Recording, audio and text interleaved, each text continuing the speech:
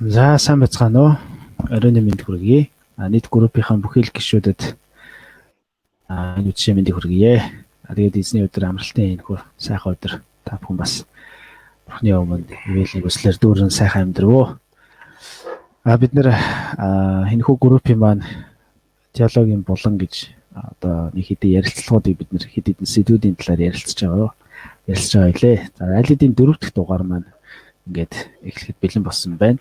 За өнөөдрийн сэдэв болвол тийм ээ зээл авах зээл өгөх талаар Библи юу гэж өгүүлдэг вэ? Христэгч хүн өрөнд орсон бол яах вэ гэсэн ийм санхүү мөнгөтэй холбоотой ийм чухал сэдвээр ярилцахаар 7 өдрийн өмнөөс та бүхэндээ зарлалыг бол хүргэсэн байгаа. Тэгээ та бүхэн маш их асуултуудыг бас бидэнд явуулсан байлээ. За тэгээ өнөөдөр энэхүү чухал сэдвээр хамтдаа ярилцахаар зочин багшийг бол урьсан байна. Тэгээд зочин багштай хамтдаа танилццгаая. Өдөр бол одоо зочин багшаар Төмөө багш мань ирсэн байна. За Төмөө багш өөрийгөө танилцуулахгүй юу? За сайн бацгаана. Намайг Төмөө гэдэг эхнэр 3 хүүхдийн хамт амьдардаг. Миний үнцэн ажлууд Библийн сургалтын төвийн багш байна. За 2004 оноос хойш тэнд багшилж байгаа. За тэгээд Үрдийн ээж чуулганы ахлах пастораар үйлчилж байна. За 1992 оноос хойш энэ чуулганд үйлчлээд одоо хүртэл үйлчилж байгаа. Тийм. 30 дор миний намтар бол байна. За баярлалаа. Мэдээж студент маань те сэргэлэн маань бас ирсэн байгаа. За сайн бацгаана уу? Орой мэнд хүргэе. Та бүхэндээ. За тэгээд ерөнхий одоо сэдвийг сэргэлэн маань бидэнд те ерөнхий одоо сэдвийн талаар мэдээллийг бас өгч энэ нэвтрүүлгийн орчлыг бас тавьж өгнө гэж хүсэж байна. За бүгдээрээ тэгээд амралтын өдөр сайхан оройны цагийг гэр бүлтэйгээ сайхан өнгөрүүлж байна уу. За өнөөдрийн бидний ярилцах ёстой сэдэв маань болохоор зээл авах, зээл өгөх талаар Библи юу гэж хэлдэг вэ гэсэн ийм асуулт байгаа. За тэгээд Христэд итгэгч хүн өрөнд орсон бол яах вэ гэж байгаа. Доогуур одоо бидний лайвын доогуур манай сэдэв маань явж байгаа. За тэгээд энэ бол яхаар байхгүй тулгамдсан сэдвэлтэй. Ер нь бол манай монголчууд одоо төрийн томоос ахуулаад одоо жижигхэн айл өрх хүн болгон ямарваа нэгэн хэмжээгээр үр зээл гэдэг юмд одоо орсон байдаг тийм ээ их бага хэмжээгээр. Тийм. За би өнөөдөр бас интернет судлаад бас Монгол улс маань яг ямар хуу хэмжээнд яаж явж байна гэж ерөөдөө өнгөрсөн онд манай Монгол улс маш их өрөнд орсон байгаа. 26 орчим их 80 төгрөгийн одоо өртөө болсон байна. За гэх мэтчлэн одоо манай төсвийн алдагдал 2.1 их 80 төгрөг хүртэл хэмжээний ийм алдагдлалт одоо бид нар оржээ. За ингээд манай бас улсын эдийн засгийн нөхцөлийг бид нар харах юм бол бас нэлээд тийм гаднаас Японоос, Америкаас янз бүрийн газруудаас бид нар бас үр зээл аваад тэгээ улам өрн нэмэгдээл яваад байгаа тийм. Тэгээ энэ нөхцөл байдалд одоо яг Библи юу гэж хэлэх вэ гэдэг талаар арай том зүйлийн талаар бас ярилцахаа гэж бас миний бодож байна. За тэгээд ингэж ярихаас өмнө бас Төмөө багшаас асуумаар санагдаж байна л та. Ер нь Төмөө багшаа зээл гэж яг ер нь яг юу юм бэ? Одоо эхлээд ямар ч сан тодорхойлоод эхлэх юм бол зүгээр гэж миний бодоод байгаа. Тэгээд зээл гэж яг таны бодлоор юу вэ? Юу гэж тодорхойлох хэвээр? Юу гэж тодорхойлох вэ зөв юм бол? За зээлийг яг надаас шууд зүгээр хүмүүс Библи юу гэж хэлдэг вэ гэхээс илүүгээр ер нь бол хүмүүс иймэрхүү асуулт өмнө ч надаас хүмүүс асууж байсан л та. Би бол хэлэн далангуй шулуухан л хэлдэг. Мэдээж Библи дээр нүгэл гэдэг юм их тодорхой байгаа. Тийм биз дээ. Тэгэхээр зээл гэдэг бол нүгэл биш ээ л гэж хэлдэг. Ямар ч зүйл энэ хамгийн чухал зүйл. За гэхдээ боломжтой байх хэрэгтэй. Тооцоотой байх хэрэгтэй. Зээлэн гэдэг бол би бол хэлдэг. Энэ бол нэг талаараа цаг хугацааг л одоо хэмнэж байгаа. Цаг хугацааг л одоо хожиж байгаа л одоо хэрэг юм л да. Яг л бид ирээдүйн орлогоо барьцаалж ин гэсэн үг байхгүй юу?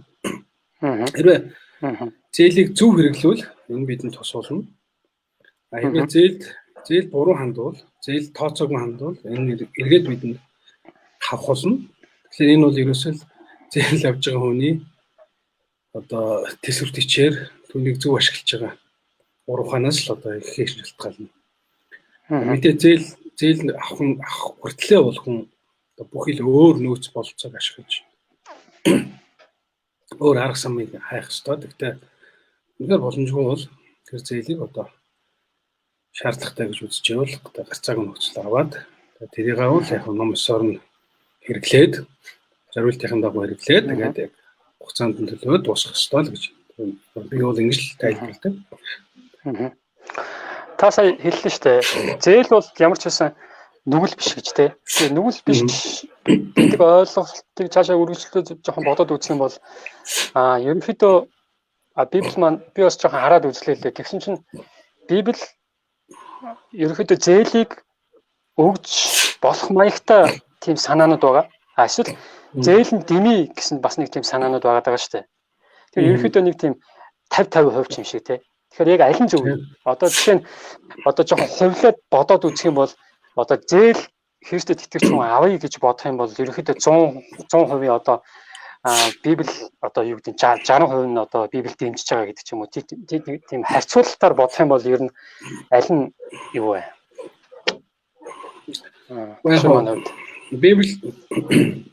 Библи ингэдэг байхгүй. Библи бол нүглийг бол нүглээр нь л хэлнэ. Тэгээ нүгэл гэсэн юм дээр бол юу байхгүй тий. Одоо сонголт байхгүй. Зүгээр болохгүй бол болохгүй. Тийм биз дээ. Харин иймэрхүү одоо нүгэл биш юм дээр хувь хүний сонголт байна. Гэхдээ Библи яг иймэрхүү юм дээр одоо зөвхөн зээлээр ярихгүй л дээ. Өөр яг ийм одоо юу гэж хэлдэг юм бэ? Одоо бид нар бол теологт бол саарл хэсэг гэж хэлдэг. Энэ дээр бол ерөөсөө хоёр туйлын хэлдэг. Болно болохгүй гэдэг хоёр туйлын хэлдэг. Тэгэхээр одоо юу гэж хэлмээр юм. Энэ бол өстой яалтчгүй тухайн хүний өөрийн л мэдэх хэрэг болж өөрийн ухаан хэрэгтэй шүү дээ. Тэгээд дээлийг огт болохгүй энэ бол нүгэл гэж хүн айлгаж болохгүй. Болно гэж бас өөрчлөж. Ерөнхийдөө одоо жоохон ингэх гээд байгаа байхгүй. Ер нь бол яг таг тийм ээ үгүй ээ гэж хэлчихвэл нэг тийм амар юм шиг те. Ерөнхийдөө хүн гэдэг чинь өөрөө цаанаасаа нэг тийм үгүй гэдэг хариултанд дуртай. Тэгэхээр яг тиймэрхүү өнцгөөсөө жоохон ярих гэдэг шиг байна л да. Тэгэхээр бас үргэлжлүүлээд тэгж болтой. Тэгэхээр таны хэлсэн нөгөө Библийн саарл хэсэг гэдэг одоо тэр хэсэг рүү юм орчиж байгаа юм байна те. Библийн сарлж байх те зүгээр хүмүүс нөгөө Библиэд огт шууд хориглоогүй ба шууд дэмжээгүй л хэсэг тийм л асуудал байхгүй. Энэ бол зөндөө л олон юм дээр байна.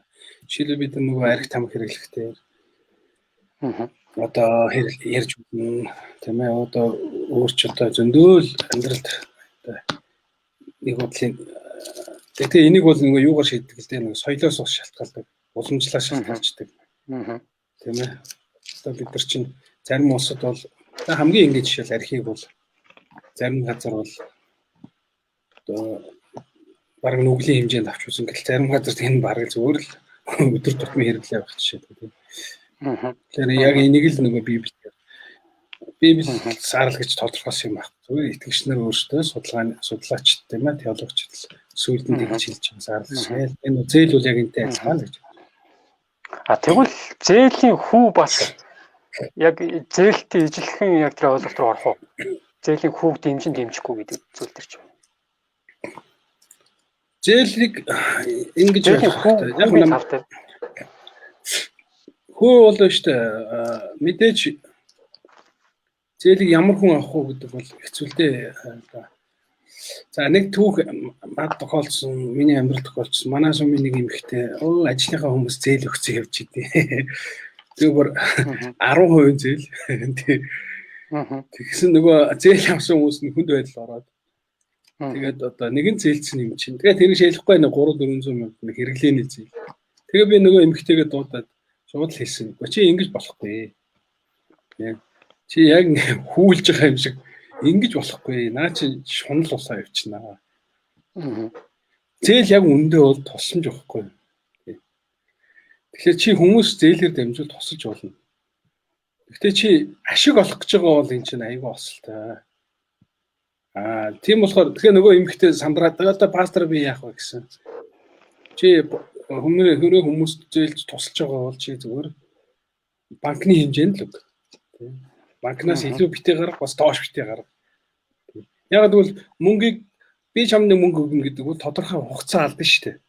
Тэгэхээр мөнгө өөрөө угаасаа үн цэнэ алдчихэдэг. Бидний нөгөө хэлж сайн инфляц гэж байгаа тийм. Тэгэхээр тэр хүний инфляцийг бид төлөх ёстой байхгүй. Тэгэхээр хүү бол зайлшгүй. Хүүгүй хүн чамд зээлж ивэл чи зүгээр тэр хүн баярлах хэрэгтэй. Энэ бол чамд тусалж байгаа хэрэг.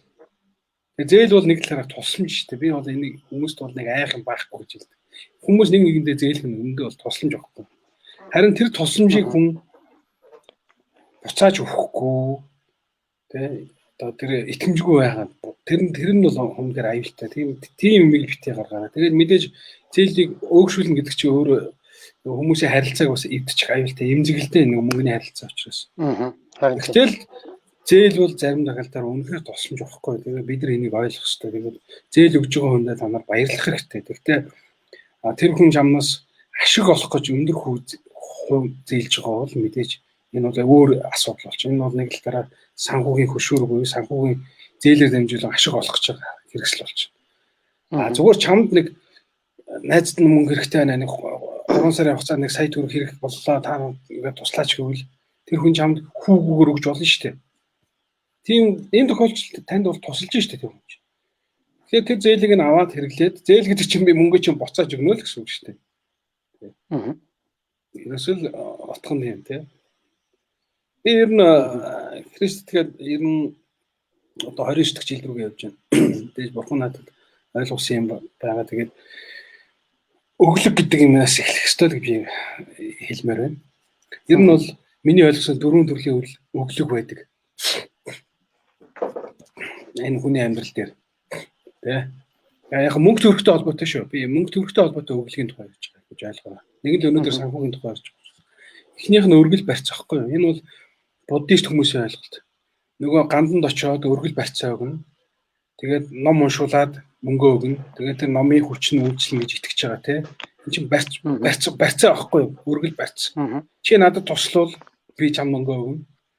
Тий. Хэрвээ чи туслахгүй би өгөхгүй гэсэн ийм барьцаатай. Харин Библи бол энийг заадаг. Тийм ээ. Библи ерөнхийдөө 3 юм ярьж байгаа шүү. Би тэгж ойлгодог, тэгж итгэдэг. Эхнийх нь өргөл дээж гэж хэлж байгаа. Энийг нь би юу гэж тодорхойлдог? Энэ бол 11. Зарим хүмүүс хэлдэг энэ шинэ гэрээнд байхгүй, шинэ гэрээнд 11-ийн тухай байхгүй гэж ярьдаг. Энэ маргаан утгахгүй. Ягаад гэвэл Есүсийн үед Есүс болон шамнырын үед 11 байх тухай байхгүй шүү дээ. Тэр тийм тухай ерөөсөө цугуулгаж ярихгүй. Тэр үеийн хүмүүс 11 байхгүй тухай ойлголч юм ерөөсөө утгахгүй шүү дээ. Тэр байгаа л байсан.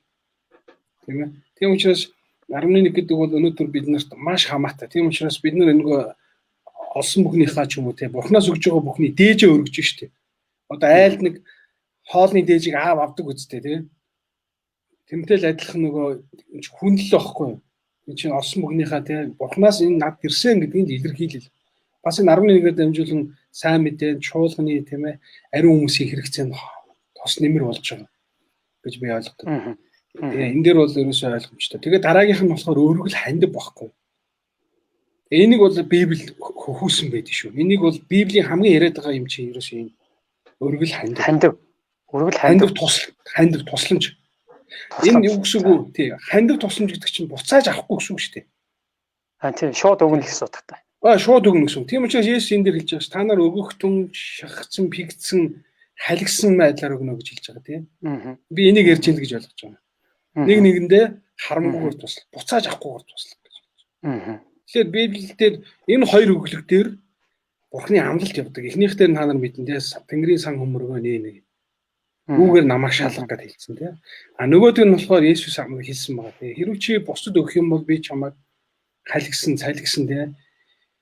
Бялхтал чинь өгнө л гэж хэлж байгаа. Библийн хоёр амлалт бүхий өглөгийн тухай ярьж байгаа. Өөр зээлийн хувьд зээлийг би тусламж гэж хэлээд байгаа юм аахгүй. Өглөг зээл гэж хэлж байгаа. Чи өгж штеп. Тэгээ зээл гэдэг нь утга нь би буцааж авна гэсэн үг байхгүй юу? Тэ. Буцааж авна. Би энэ мөнгө буцааж хандив биш. Хандив биш. Тий. Хандив биш. Тэгэхээр энэ чинь нэг талаар өглөг. Гэхдээ Библи энэ дээр ямар нэгэн амлалт тийм ээ баталгаа ч юм уу тийм урамшуул ямар нэгэн тийм одоо Иесус шиг шалгасан бэлгсэн эсвэл Тэнгэрийн сан хөмрөгийн гэсэн амлалт өгөөгүй. Тэгээ энэ хүний харилцаанд байх зүйл. Нөгөө хүн мөнгө бас хэрэгтэй шүү дээ. Биш амар илүүтэй гарснаа зээлээд байгаа биш. Гэтэ таны хэрэгцээг, таны хүсэлтийг, гуйлтыг сонсоод Матай дээр хэлж байгаа шүү дээ. Хүн нэгэн хүн танаас зээлвэл та түнд өгөрөө гэж Иесус хэлсэн. Тэгэхээр бид нар энийг бас тусламж гэж харах хэрэгтэй. Тэгээд зарим хүн илдэг л дээ. Боломжоор одоо бишээлүүд надад ийм тохиолдож байсан. Сая төгрөг зээлээ гэхэд. Зүгээр миний найз ингээд чи өөртөө хэрэглээд ингээд надад хэрэгцээгээ дуусгаад. Би нэг ном хэвлүүлэх гээл хүнээс мөнгө гуйж суудаа вилдэ тусламж өгөө. Тэгээд тэр найз маань ингээд өглөө. Би тэр хүнд өгтөө яг мөнгийг нь хүүг нь тооцохоос илүүгээр бэлэг өгөөд буцаага баярлаа гэдэг. Уг нь бол миний ойлголтоор бол би тэр хүний мөнгийг хүүгийн тооцоод өгөх ёстой байхгүй юу? За би 1 сая төгрөг 2 сая төгрөг жилийн дараа өгнө гэдэг чинь 12 сарын хугацаанд тэр мөнгөний худалдан авч чадвар унтсан байгаа шүү дээ угаасаа. Инфляцийг тооцохгүй юу? Тэгэхээр би тэр хүний инфляцийг бодоод мөнгөний уг нь өөрөөсөө өгөх ёстой юм байна. Тэр хүн надаас хүн нэгсэн ч нэхээгүй. Уг нь бол ёсон тийм юм. Зарим хүн бол мэдээж хэрэг хүн нэхэн л дээ. Тэгэхээр хүн нэгж байгаа тохиолдолд бол айгүй бодиттой л хүн нэх ёстой л гэж би хэлнэ. Тэрнээс биш таны гарцаагүй хэрэгцээн дээр дөрөөлж ашиг олох гэж байгаа бол би нэг бол ийм зээл усад болгоомжлох хэрэгтэй. Энийг бол би нэг ламбардын зээл гэж хэлнэ. Зах дээр гардаг хоногийн зээл авахгүй өдрийн 10% хүүтэй. Энэ ч аим шиг авахгүй. Зүгээр хүүлж шүү дээ. Өдрийн 10. Тийм нөгөө 10% тэр чинь бүр амар юм болчихсон л та. Энэ чинь нөгөө хүүлнэ гэж ярьж байгаа. Хүүлж шүү дээ, хүүдэлж шүү дээ. Энэ чинь нөгөө бас нэг талаараа нөгөө хомхоо ашигтай холбоотой болчихно. Тэгэхээр ийм зээл бол яс болгоомжлоо. Би хүмүүсээс болон банкнаас зээл авч л байсан. Гэхдээ энэ яваа насанд хизээж ламбард үйлчлүүлж байгаа. Нэг ч одоо алтан эмэг мөнгө хаягаад тэгээд банкнд тавьж байгаагүй. Яг л би ламбардыг бол нэг талаараа бас тэдний зорилго бол хүүлэх байхгүй.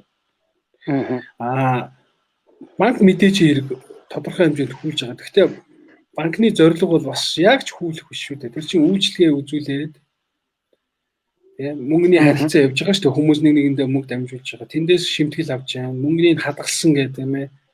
Цааш нь дамжуул зээлж юм гэдэг ингээд банкны нөгөө үйл ажиллагаач өөрөө өргөн талбар учраас нөгөө банк ус санхүү ч юм уу одоо ламбарчиг бас ойлгож болохгүй шүү дээ банк. Тийм болохоор банк ус харьцангуй нөгөө зах зээлийн ханшин гэх юм уу хүүнийх нь ханшин үргэлж ламбардаас бага явдаг бид нар тийм ээ. Тийм болохоор Төмөө өгшөө нэг ийм асуулт ирсэн байхгүй. Өмнө ингэсэн нэг хүн итгэгч хүнд ламбард ажиллуулж болох уу гэж асуусан байхгүй. За тэгэхээр саяны таны яриаг сонсохоор болохгүй юм байна гэдэг шууд хариулт гараад ирж байгаа юм байна те. Зөв үү? Итгэгч хүнд ламбард ажиллуулж болохгүй. За ер нь өөр сонголт байна уу гэж би асуув. Би яг шууд одоо үгүйсгэж чадахгүй. Гэхдээ би дотоод үнэмшилтэй бол хэрэг надаас нэг хүн ирж би ламбард ингэж ажиллах гэвэл чи өөр бизнес сонирхол яасан юм бэ л гэж хэлнэ. Нэгдүгээрт энэ бас ер нь ламбард нь ямар хүн үйлчлүүлэх вэ гэвэл зүгээр л үнэхээр арган тулцсан ламт ирнэ шүү дээ очиж шүү дээ чам дээр. Тэгээд тэр амьтд чинь тэгэл хаста хулгайн ч юм уу үн ч юм уу нэг зургатаа гар уцаа тэгээд шүү дээ яаралтай хүмүүс юм. Тэгээд чи тэг хүмүүсийн яаралтай дээр зүгээр ашиг олж хийх гэж байна. Ийм бизнес руу заавал орох хэрэг байна уу л гэж би хэлнэ. Тэгээд би бол учиргүй наа чи шууд нүглээ чи хийж болохгүй гэж бас хэлж чадахгүй. Энэ чинь гэхдээ би бол дэмжихгүй урамшуулахгүй ягаад гэвэл энэ чинь хүүлж штэ.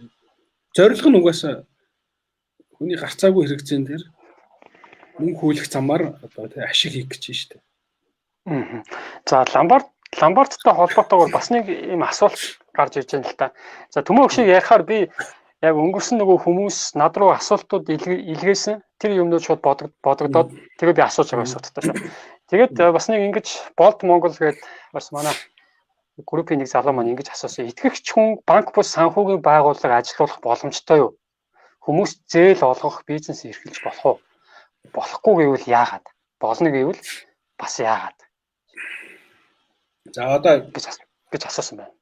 За би одоо энэ худлаа яриач явах нэг найзуудтайгаа нийлээд ийм зөвхөн нэг 10 найзууд нийлээд дундаа мөнгө хадгалаад нэгэндээ ингээд тусалдаг байхгүй юу? Зээлдэг.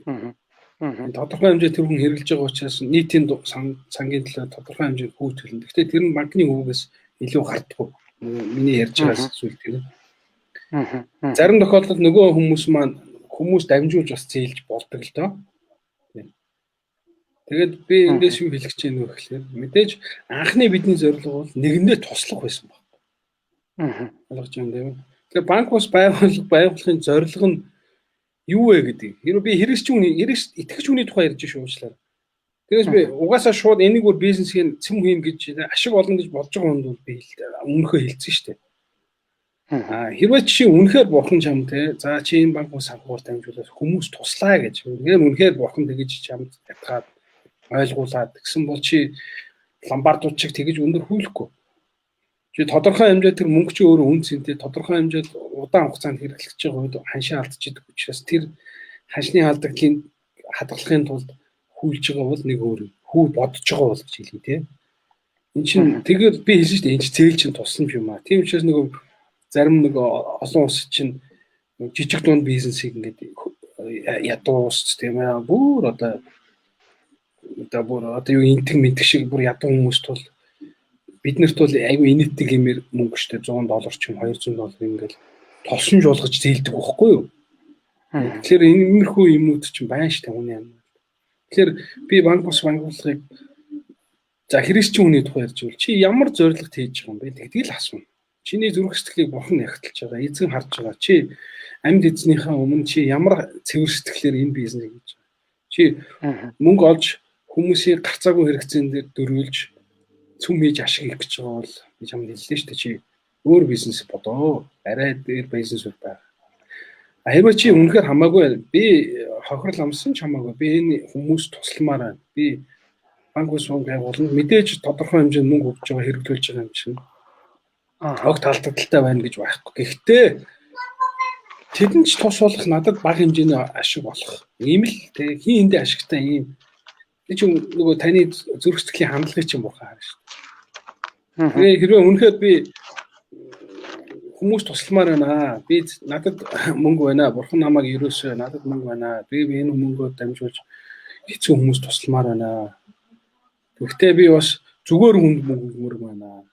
Хүмүүс мөнгөнд хариуцлагатай байхын тулд би тэдний ажил бизнесийг дэмжиж зээлнэ. Тэр хүмүүс миний одоо зээлж байгаа мөнгөний одоо 1 жил 2 жил хэрэглэж байгаа тэр мөнгөний одоо үнцнийг унгаахгүй тул тодорхой хэмжээнд хүү төлөх ёстой. Тэр маань одоо өнөөгийн нөхцөлд ядуу зүдүү хүмүүст дарамт тулахааргүй хүү байх болно гэж шийдээд тийм банк ус байгуулж байгаа бол би энийг болж яана гэж хэлнэ. Харин зүгээр л бусад тийм мөнгийг зүгээр л одоо манай жидүүгийнхний нэг улсын хурлын гишүүдийн хамгийн муухай хэмжээнд дээр штэ жидүүгээс 0.1 хэдэн жилийн хэдэн 1% 2% зээл аван гутаа өөрсдийнхөө байгуулсан банк ус байгуулахаараа 7-8% зээл болгож энэ чи дамлж штэ тий. Ингэх юм бол чи өстой хүний өнөргөө одоо хамгийн новшийн адгийл гэж ярьж штэ. За тэгээд Төмөө огш маань ерөнхийдөө ингэж л хэлж штэ. Өргөл хандив гэдэг зүйл бол ерөнхийдөө Библиэд тодорхой хэлсэн. Хандив бол буцахгүй, өргөл бол өргөл. Харин зээл дотроо хүү байж болох юм. Тэ энэ нь харин нэг мөнгөний инфляц өсөлтөөс хамаарат шунлын сэтгэлээр биш яг таарсан мөнгөний инфляцийн хэмжээгээр бол хүү бодож олноо л гэсэн санааг Төмөө огш ярьлаа те. Миний ойлгосон зөв үү? Тий. Зөв. Тий. Окей. За сүхэгийн маань хувьд юу ярмаар байгаа зүйл байна. Бацмаар байна. За түүхтэй ер нь санал нэг байна. Банк үсээ санхүүгийн байгууллагч бай, эсвэл мөнгө хүүлэгч бай, ламбарч бай, итгэгч хүн бол ер нь ажиллахаас зайлсхийх хэрэгтэй гэж би бол харж байгаа. Тэгээд яг Библийн юуг нь би яг түрүүн бас жоохон судлаа гэсэн чинь Гэтэл номын 22-ийн 25 дээр бол ингээд гэрэвч миний арт түмэн буюу түмэнд буюу дунд чинь буюу ядуу хүнд мөнгө зээлдүүлбэл түүнтэй зээл олгогч хүн шиг харьцаж болохгүй. Чи түүнээс зээлийг нь бүү шаард гэж хэлсэн. Зээлийн хүүг бүү шаард гэж энэ дээр ишлэл байгаа. Энийг харах юм бол бусад хүмүүс бол яг энэ юу гим одоо бусад хүмүүс бол яг хийчихэл байгаа л да. Гэхдээ ядаж христэгч хүн бол энэ мөнгө хүлэх юм уу иймэрхүү зүйлээр бол энэ жоохон дэмэл гэж бодож байна. Яг үндэ яг манай ажлын газрын хувьд бол бас л гим юу байдаг. Ажлын газрын хувьд бол зээл олгодог ажлаас одоо ингээд жоохон мөнгө хөрвүүлэл байлгаж байгаа. Тэндээс ингээд ажилчдаа ингээд зээл олгодог. Тэр нь бол 10% гэж ярьдаг. 10%. Тэгээд сая зээлт юм бол 100,000 дээр нэмж ингээд төлдөг. Тэрийг 10 сарын хугацаанд ингээд хувааж төлдөг ч юм уу. Иймэрхүү байдлаар ингээд явж байгаа. Гэхдээ тэр нь эргүүлээд ингээд өөр хүмүүст бас туслахад илүү яадаг гэсэн тийм одоо тийм хүн байдаг л да. Тэрийг би бол мөнгө хүлээж би бол харах бол хүмүүс туслахын тулд ажилчдаа баг зэрэг тусвалахын тулд хийж байгаа тийм үйлдэл гэж би бол харж байгаа. Тэгээд ямар ч байсан тэгээд түрүү энэ дээр бас нэг хүн хэлсэн байгаа. Одоо яг юу нэ зээл авсан бол юу зохицуулж байгааг юм чухал гэж түрүү ярьж байгаа. Зээл банкнаас зээл аваад хэрэг ч юм ч гэсэн зээл авч болно шүү дээ. Зээл авч бол миний үчигсэн зээл авч болно. Ямар ч асуудалгүй. Гэхдээ гол тэр мөнгөө юунд хэрэглэж гэнэ вэ? Ямар хандлагаар юунд хэрэглэж гэнэ гэдэг нь зорилгын чухал гэж юу? Зорилгын чухал юунд хэрэглэж байгаа. Тэгэхээр амьдрал хэрэглэж байгаа бол зээл авах бүх бол нэг тийм гим бол биш шууд. Харин шал хэрэггүй юмнууд байдаг шүү дээ. Тийм ээ одоо би одоо ингээл одоо зүгээр итгэжтийнхаа гэрээр явах гэж байгаа. Тийм учраас зүгээр одоо дугуйн явж ирэвэл одоо айтайхан боломжийн машин авъя гэдэг нэг машин авчихсан. Гэтэл тэрэн дээр заавал одоо бүр үнэтэй машин байлгаад эсвэл бүр шал хэрэггүй гар утас авъя ч гэдэг юм уу тийм ээ.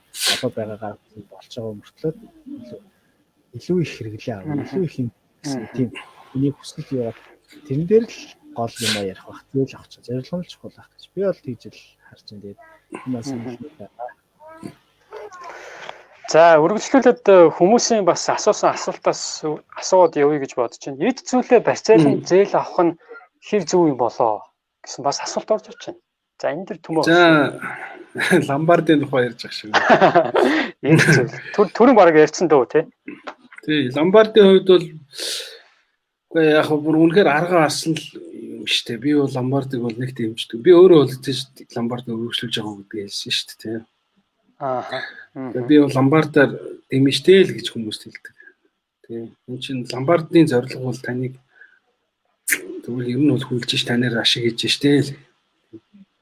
Одоо бүр үнэхээр аргагүй ядарсан юмд бол тэгдэг юм байлаа. Тэгэл нэг байнгын нэг мөнгө алтан юмгаа тэгэл нэг 30-40 мянган төгөөл тэгэл 10% юм уу. Одоо сүүлийн үед гайгүй багасчаад байгаа шүү бас. 5-6% рүү орцсон ба. Яг хөө боломжийн 2-3 руу пүүрөө ороод ирвэл одоо яах вэ барьцаан тавиал одоо авах та одоо өөр юм л яалтаа. Яалтчгүй нөхцөл байдалд орсон гэдэг санааг бол таны үед ярьж штэ тий. Тэрнээс ч яг ерөнхийдөө бол банкын хэрэглээний хувьд ч юм уу ерөнхийдөө тэнд ламбарданд үйлчлүүлээд байж болно гэсэн санаа ч юм уу санааг одоо тиймэрхүү ойлголт бол дэмжихгүй. Харин яалтчгүй нөхцөл байдалд орсон одоо өвчин зовлон тохиосон тийм одоо шахаанд орсон нөхцөл байдал одоо яахтай тэгэл үйлчлүүлж болох юмаа л гэдэг санааг тавьж байна тий. За тэгээд төмөөгшөөс үргэлжлүүлээд бас нэг юм асуултыг асууя гэж бодож байна. Тэгээд за ерөнхийдөө би түрүү эхлүүлэхэд бас жоохон нэг том их 80 төгрөг мөрөг гэж яриад явцсан л та. За яг яалтч байхгүй залуу хүнийхээ зүгээс заримдаа ингэ нэг бодогдтой. Одоо ингэ ипотекийн зээл гэж байгаа штэ. Ипотекийн зээл. За байрны одоо зээл юм уу та. Одоо урьдчилан мөнгө өгөөд тэгээд тодорхой 20-30 жил ч юм уу. Ер нь удаан хугацааны туршид явж байгаад тэгээд юу яах нөгөө байрыгаа эзэмших одоо бүр аавна гэсэн тийм сан. Тэгэхээр ипотекийн зээл, энэ моргежийн зээл гэдэг энэ маш олон хүмүүс энэ дээр ярьдаг байхгүй. Одоо жишээ нь урьдчилан мөнгө өгсөн. Тэгсэн чинь нөгөө хүүгийн асуудал байгаа шүү дээ. Мэдээж тэр чинь маш том банкнууд, арилжааны банкнууд чинь их том хүн юунууд тавьчихна. Тэгэхээр тэр хүүнийх нь хүүнд бодогдоод тэгээд хүүгээ төлж чадахгүй юм асуудалд ороод байгаа юм асуудал гараад байгаа шүү дээ. Ер нь энэ ипотекийн зээлийн тал дээр Христэд итгэгч хүмүүс ер нь ямар хүн үзэл баримталтай байх ёстой юм. Үүнхээр яг нөгөө нэг одоо юу гэдэг нь те зээл мэйл авахгүйгээр бурхан руугаа хандаад тэгээ бурхан минь туслаач гэж одоо ингэж яагаад бид нэр одоо тэр тэнгэрийн нивэлэр гэдэг юм уу түрүүн таны хэлсэн шүү дээ сан хөмрөг тэнгэрийн сан хөмрөг те ийм зарчмаар бид нар одоо залуучууд Христийн залуучууд ч юм уу байртай болох ёстой юм уу? Эсвэл яг нийгмийнхаа ерөнхий явж байгаа одоо энэ инерцийн дагуу бид нар яг энэ зүйлд нь ороод тэгээд тэр ипотект нь хамрагдаад яг тэр дүрм журмын дагуу явах хэрэгтэй юм. Энэ дээр бас санал бодлого би хамгийн эхлээ зээл гэж юу вэ гэдэгт хэлсэн ш. Зээл гэдэг бол цаг хугацаа хэмжээ өмнө л гэсэн ш. Тэ. Яг за ипотекийг авахгүйгээ та бодъё те. Их нартайгээ ч юм уу хэлтэйгээ гэдэг. За өөрөөр тэр байшин авахын тулд та 20 жил хадгална ш. Тэ. Гэхдээ 20 жил хадгалаа нэг 100 сая дөнгөж хүрчихдээ тэр 100 сая чинь инфляцид идэгдээд одоо 20 жилийн дараагийн ханшаар тэр чинь өнөөгийн ханштай харьцуулбал 50 сая хүрэхгүй болчих штеп. Дагаад нөгөө байрны чинь үн өсөөл ингэ явчихна тий. Тэгэхээр нөгөө тэр 20 жилийг хэмнэхийн тулд ирээдүйн орлогоо барьцаалж зээлж байгаа тэр байхгүй. Ипотек гэдэг утга нь ерөөсөө л тэр. Тийм ээ. Тэгэхээр ипотек болохгүй 20 жил мөнгө хадгалуул гэдэг чинь бас амьдралд бас хэцүү шүү дээ. Тийм болохоор одоо 6% зээл одоо болчлаа ашгүй. Тэгээ 6% зээлийг 30 жилийнхаа хугацаагаа аврыг гэж ивэл одоо зээлхээс авахгүй гэж хэлэндээ би. Энэ дээр бол нэх одоо бодоод байх юм байхгүй.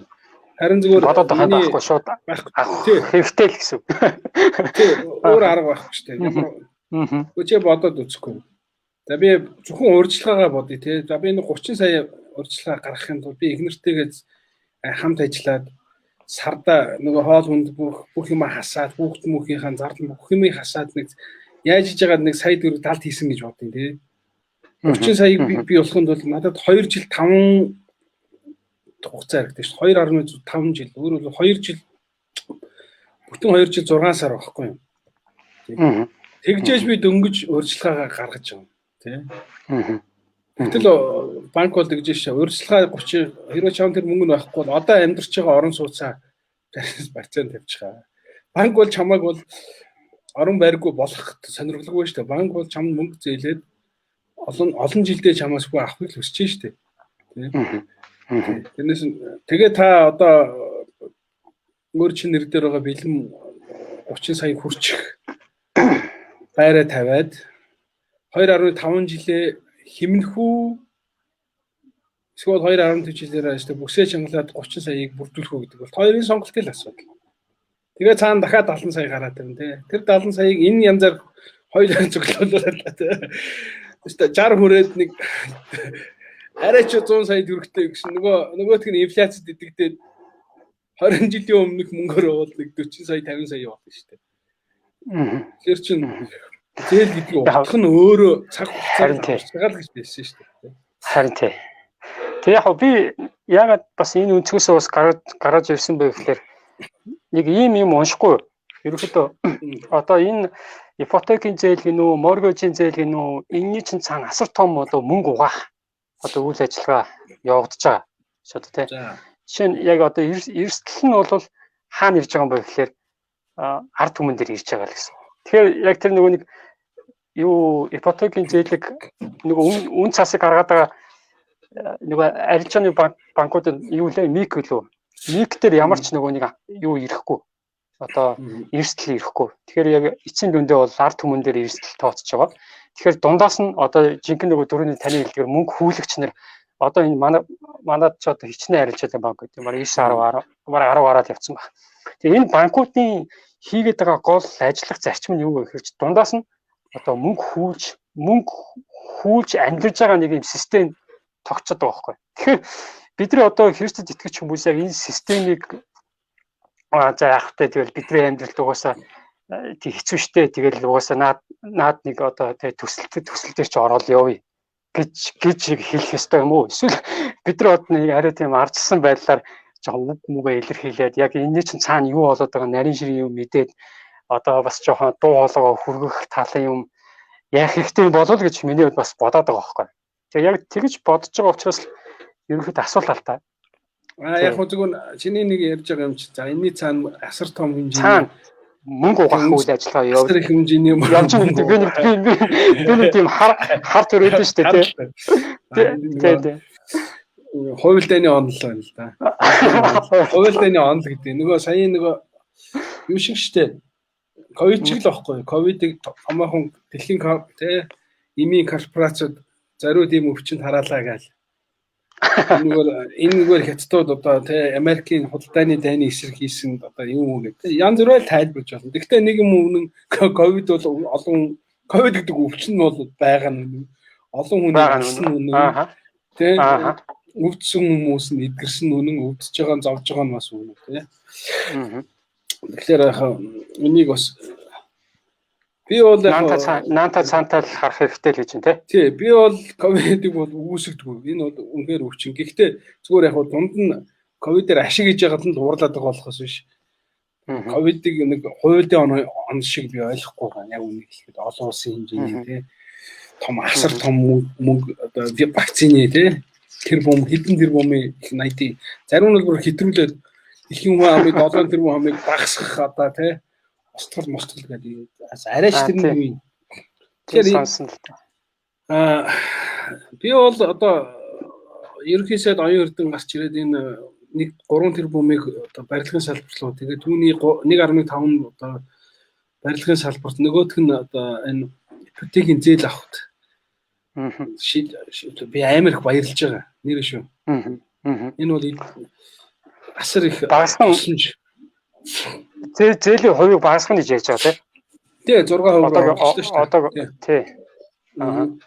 Би маш их баярлж байгаа. Ер нь бол тэгээд дэлхийн улан улс орн шүү дээ. Сингапураар би 3 жил амьдарч ирсэн. Сингапурт бол төрийн бодлого нь угаасаа л ийм залуу гэр бүлийг хямдхан зээлээр орон сууцшуулж байдаг байхгүй юу? Тэгээд яг манай дээр бол зүгээр нэг миний өөрийн гомдол юу гэхээр манай банкнууд энэ төрүүлж хүүгээ авдаг дээр л болимоор байгаа. Бусдаараа бол тэр 6% бол ерөөсөө буруу юм байхгүй шүү дээ. Нөгөө үндсэн дүнгээсээ хасч өгдөггүй хүүгээ бодоод их дүнгээсээ хүүгээ бодоод төрүүлж хүүгээ бодоод харин тий. Тэрийг л болимоор байгаа. Зүгээр л яг л тэнцүү. Би одоо нэг 500 өгөхөд 250 үндсэн үгээсээ хасгатал нөгөөд нь хүү бодогдож явах хэрэгтэй байхгүй. Гэтэл тэгээд сар болгон 500 өгөхөд нэг 30-40 мянган үндсэн зээлээсээ хасагдаал нэг 400-500 зээлэнд яваад хүүнд яваад байгаа. Энэ бодлого гэж болимоор байгаа. Энийг болчихвол энэ зураг чинь айгүй зүг бохгүй. Тийм учраас би Сингапурын жишгээр аваад идэж штэ. Сингапурт бол шууд залуу гэр бол ипотекийн зээл усаас шууд оруулна. Тэгээд хамгийн анхдагч ахуйг нь хэрэгцээг нь хангацлаа шүү дээ. Орон гэрийнхээ асуудлыг шийдсэн хүн одоо үр хүүхдийнхээ асуудлыг шийднэ. Тийм биз дээ. Амьдрал дэш. Амьдрал дэш. Энэ чинь ахуй амьдралын чинь гол юм чинь гэр орон биш дээ. Улсын үндэс газар шиг айл өрхийн үндэс чинь орон гэр шүү дээ. Тэгэхээр үндсэн ахуйн асуудлыг шийдсэн хүмүүс чинь нэгдүгээр зоригтой болно. Тэгэж ариг тамиг тэгээд авгаа хөөхөн гэж одоо тансаглах шаардлагагүй болно. Бас нэг тийм нэг хариуцлага ирж байгаа шүү дээ тэр хүмүүс чинь. Тэгээд тэр хүмүүс чинь доктор суурчтай гэр бүл салахгүй гэл ингээд нийгмийн амар олон асуудлыг чинь тэр цаана хөндөж идэг байхгүй. Тэр ерөөсөө энийг 6% ч 8% дээр бол зүгээр ийм юмыг бол ус хийж байгаа нь угаасаа үүргэнч тэрийг хийж байгаа нь сайн. Өшөөч мөнгө хийгээд энэ ялангуяа энэ гэр хорооллыг бол бошуухан орон сууцчулж нутаа өнөөрөө салмаар шүү дээ үнэнийг л. Тий. Таны асуудал шийдэгдэн хүмүүсийн амьдрал аж ахуй сайжрна. За тэгэл нөгөө нэг бактери нөгөө нойлын асуудал чинь амар олон өвчний юу юм байна л шүү дээ. Тэ. Тэгэхээр чин бүгдээрээ яг тэр гэр орол цөөрөөд явах юм бол. Би тэр өмнө ярьсан нэг өглөг дээж өглөг тусламж гэдгийн тухай нэг жоохон дэлгэрүүлээд нэг жоохон тайлбар нэмээд хэлчихдэг хөө. За нэг гүйцэд ойлгочихвол. Өглөг дээж гэдэг бол энэ бол чуулганд 11 өгөх тухай шүү. Тэгж ойлгоорой. Есүсийн яриад байгаа нөгөө та нар өгөх түн бэлгсэн, фигцэн гэдэг бол ах トゥ ус хоорондоо өгөх тухай шүү. Энэ бол чуулганы хандивгүй бити ойлгож байгаа. Ах トゥ ус гэдэг нь та төрөл төрөстэй тухай ярьж болно. Итгэж ялангуяа юуны төрөнд итгэлийн гэр бүлийнхэндээ туслах тухай ярьж байгаа шүү. Өөрөөр хэлбэл би суглааныхаа нэг настай эмээд ч юм уу, эсвэл залуу хүүд ч юм уу өөрийнхөө боломжийн хүрээнд буцааж авахгүйгээр туслах тухай ярьж байгаа шүү. Ингээд итгэгч нар нэг нэгнийгээ туслаж дэмжих тухай ярьж байгаа. Тийм өглөгч байх тухай ярьж байгаа. Тэгэх юм бол бид нар нэгнийгээ өргөөд өвчин штэ Христ итгэгч нар чинь. Яг энэ зарчмаараа бол. Тэгээд намайг өргөл хандаг өргөл тусламж гэхлээр нөгөө сүмийн өргөлгээ битээ ойлгож байгаа. Энэ бол тийм биш шүү. Энэ бол итгэгч нар чуулганы ах トゥ ус нар хоорондоо би биендээ одоо буцалтгүйгээр тусламж орчиж байна те хандивт. Тийм. Ерөөсөө тэрийг хэлж байна. Зөв. Есүс тэрийг урамшуулж байгаа. Та нар нэгэндээ өг гэж байгаа юм. Зөв. За комент юу болж байна? Би одоо эндээс нөгөө комент харагдахгүй. Одоо доор бичиж байгаа хүмүүсийн асуулт нь жоохон хариулт зүгээр юм болов гэж бодож байна. За тэгээд юу сөхөө комент хийж байгаа хооронд хүмүүст дахиад нэг асуулт асууч. За одоо ерөнхийдөө нэг моргэж юм уу гэж явчих жоохон том юм руу орох гээд байна л да. За том юм руу орохоо болиё. За буцаад Христэд итгэлийн бүл дундаа ярий те. За нэг юм асуулт ирсэн байна. Чуулганаа хөгжүүлэхийн тулд чуулганыхаа байрыг барьцаалаад зээл авч болох уу гэсэн юм асуулт. За нэг залуу тэгж асуусан. За наад чи манай суглаанд болж ирсэн асуудал. За. Тэгээ манай суглаа яг нөгөө одоо гадна басаатай янзлах гэдэг бид нар бүх гişүүдийнхээ хурлыг хийсэн байхгүй. Тийм. Тэгээ бид нар бол нэг их мөнгө зүгээр л басаатай хүмүүсийн гомдол төр байсан. Манайх чинь нэг жин улцсан ягаан байшин байлаа л да. Нэг 10 жил болсон. Бүх хүмүүс ингээд засмаар байна гэж хэлсэн. Тэгээ бид нар нөгөө өдөр зөвлөчин олон жилийн юм сонсоод за тэгвэл одоо нэгэнд бидний өргөлийн дац болохгүй юм чи зээлий гээд тэгээ бүх итгэгчдээ суглуулад асуусан. За биднэрт нэг гарц байна. Нэг бол байраа юм уу газраа барьцаалаад банкнд тавиад ингээд зээлье гэсэн. Тэгсэн манай нэг 3 эмээ гарч ирээд араасаа гарч ирээд миний хүүхдүүд эмээ хийж байна хэрэггүй л гэсэн. Тэгээ манай өдөр зүйлийн дарга тэр үзцээ стресс тэр гарч ирээ. За эмээ нарын хийг ойлголоо. Бид нар дахиж энэ асуултыг асуухгүй. Ер нь бол хааны хэлснээр бид нар зээлэхгүй. Банкнд тавихгүйгаа зээлэхгүй. Тэгээд тэгтээ та нар ойлгоорой. Бид нар хизээ бурхан бидний ерөө тэр хүртэл бид нар фасада засахгүй шүү л гэж хэлсэн. Тэгээд нэг 2 жилийн дараа манай итгэгч нар өөрсдөө суглаанда хүүгүү зээлээд суглаанда тусалж штэ. Би зээлийг тусламж гэж гэдэг утганы. Тэгээд зээл гэдэг чинь би буцааж мөнгө авна гэсэн үг байхгүй юу? Утга нь ерөөсөө буцааж мөнгө нөгөө түрүүний ярьсан хандив гэсэн ойлголт биш. Биш. Зээл гэдэг чинь би мөнгө авна л гэсэн үг. Гэтэ банк суглаанда тусалж байгаа учраас тэд хүү нэхээгүй. Тэгэхээр бид ирээдүйн орлогоосоо өгөх ёстой тэд нарт. Тэгээ өгөөд дуусгасан. Тэгээ бид нар цуглааныхаа фасадыг зассан байхгүй. Тэгэхээр би бол юу гэж хэлж байгаа гэхээр хэрвээ танаа итгэгч нар банка байраа зэрцүүлэх бол энийг та нар пастор ахлагчнаас дураараа шийдэж болохгүй. Энийг бүх итгэгч нар ярьж шийдэх ёстой. Гэтэ би дараа нь эмийг яаж мэдхийг би банк руу очиж асуусан. Яг нэг судлаад сонирхоод чинь шашны байгууллага зээлдэг юм билээ угаасаа. За нэгээд алга. Банкуч юм бол шашны байгууллага зээлдэг. Тэгээ манайх фасада бол итгэгчдийнхаа цуглааныхаа итгэгчдийн одоо зээлээр бид нар засвараа хийгээд тэгээд тэрийг 2 жилийн хугацаанд төлж дууссан. Тэгэхээр зээл тусламж байдаг гэдэг юм миний хэлэх гээд байгаа санаа юус юм. Тэр тусмаа хүмүүс чамд хүүгүү зээлж ивэл одоо тэр хүмүүс тэгээд одоо баярлахын дээр баярлах хэрэгтэй. Тэгээд тэр хүмүүсийн зээлийг цагт нь өгч чадахгүй бол урьдчилж уулзаад одоо өмнө сөгдөх нь холбоо гуйх хэрэгтэй. Би таны мөнгийг энэ удаа өгч чадахгүй та надад туслаач та дахиад нэг 3 сар өгөөч би тэр хооронд төлнө гэж хийх хэрэгтэй. Тэр ялангуяа хүүгүү зээлж байгаа маш бага хүүгээр чамд зээлж байгаа хүмүүст бол одоо тэгж сайхан сэтгэл хандах хэрэгтэй. Тэгэхгүй манайхан нэг тийм пиник штэ. Мөнгөө зээлэх нэг хэдэн төгрөг авангууд юу сүртэй өгнө штэ. Юу үзээгүй шүү шиг. Хүнээс тусламж авчаас ийм тэнэг юм юусоо хийж болох. Энэ бол одоо энэ дээрээс зөв. Төмөө учраас нэг асуулт асуумаар санагдлаа л да. Одоо танай цулааны чинь хүмүүс ерөөхдөө зээл өгсөн гэж байна те. Одоо хүү бодогдоогүй зээл өгсөн. Тэгээд зорилго нь яаж байгаа юм бэ гэхээр чуулганыхаа басаадыг айгу гоё болгоё. Орчин үеийг ингээ гоё хөлөлөлөө гоё засъя те. За тэгээд яг одоо иймэрхүү харилцаа өрнөж яхад яг одоо жишээ нэг юм ойлголт өгдөө шүү дээ. Чуулганы ах トゥ уснэр хоорондоо за яхахтай тэгэл нэг аман яриа өгдөө шүү дээ. За би чамд өглөө чи буцаад өгч нь чи яхахтай тэгэл бурхны те бидний дээр бурхан байгаа. Тэгэл би буцаад аваад шударгаар өгнө шүү дээ.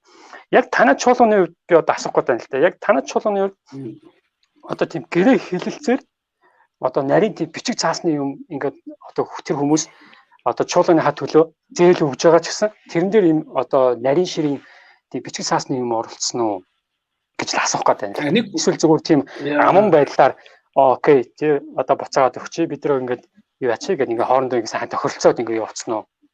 Яасан бэ? Гол энэ чинь бас нэлээ их дүнтэй засвар болсон учраас яг гол дүн засвар одоо нэлээ бараг 30-40 сая өгсөн хүн дээр бид нар гэрээ хийсэн. Зөв. Тэгээ бид нар бол нөгөө хүн маань би зээл авахгүй, хүү авах бодохгүй гэл. Би сүмдээ ингэж тусвал яваад гэсэн. Тэгэл бид нар засвараа хийж дууссан. Тэгэл бид нар төсөө ямарсан сүмийнхаа өргөлөөсөө төсөө. Би тэгээ хэлсэн шүү дээ. Нөгөө зээл гэдэг чинь зээлж байгаа хүнд бол би тусалж яах гэсэн. Зээл авж байгаа хүнд бол би цаг хугацаагаа хэмнэж байгаа. Өөрөөр ирээдүйн орлогоо барьцаалж яана л гэсэн. Тэгэл би ирээдүйн орлогоосоо мөнгөний өгч өгөө дуусгасан. Одоо нэг үг хэлэх юм бол ирээдүгээ татаж авчираад тэг өөрөө амьдэрч ирээдүйдээ амьдэрч байна л гэсэн үг шүү дээ. Таны ирээдүйн орлогыг наа навт бөөнд нь авч яана гэсэн. Тийм. Тэгээ яг хоо энэ дээр нэг юм гардыг. Нэг имээ надаас сууж ирсэн. Хүмүүс би одоо ингээд тэтгэврийн зээлийг зээлжлээ. Тэ. Хүмүүс маань одоо машин аавна гэдэг авсан. Би одоо яах вэ? Энэ хөрхөний 2-3 сая л болсон шүү. 11-өө яах вэ л гэж асууж ирсэн. Тэгэхээр би хэлсэн. За яг хуу таны тэтгэвэр гэдэг бол таны орлого байхгүй. Тэ. Тэгэхээр одоо уг нь бол зүгээр яг зөвхөн тэтгэврийн зээлэн дээр л 11 бодогдох юм да. Бусад зээл дээр бол тэгж бодогдохгүй шүү дээ л гэсэн. Та өөрөө мэдээ. Гэхдээ бити өөрөө яллаа. Өгөөгүй байсныхаа төлөө. Тэ? Бүхэн мэдээж таны өргөлөөр нэг дутамж гэж байх аа. Тэгээ зарим хүмүүс тэгдэг банкраас 10 хэдэн сая цалингийн зээл авчил. Пастор би одоо яг ингээд цалингийн зээл авцсан. Би энэ зээлийнхаа 11-ийг өгөх үү гинэ. Тэгээд ирсэн хүн байдیں۔ Тэгэхээр би хэлдэг. Чи яах гэж зээлсэн гэсэн. Гэхдээ одоо нэг машин л авах гэсэн юм. Машинаа чи яах гэж авсан тэрийнхээ загвар хэрэгэл. Тэртээ дэргүү чи наад зээлсэн тэгээ цалингийнхаа зээлийг чи цалингаасаа өгнө. Гэхдээ харин чи ирээдүйд авах цалингаасаа бас 11 өгнө. Тийм. Окей. Тий чи харин зээлийнхэн төлөө хэрэгэл. Чамд 10 сая хэрэгтэйс учраас чи зээлсэн шүү дээ. Тэгэлээ чи яах гэж зээлсэн тэрнийхээ хэрэгцээг гарга.